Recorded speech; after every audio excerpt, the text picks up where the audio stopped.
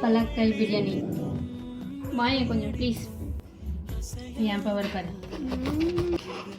இது பாயில் பண்ணி எடுத்துக்கலாம். பற்ற வச்சுக்கலாம்.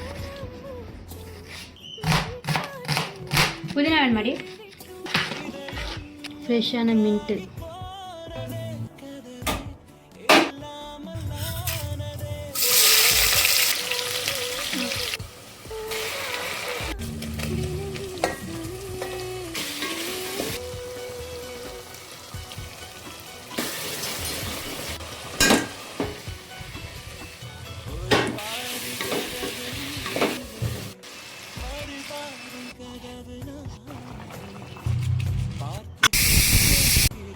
Veg mutton biryani ready.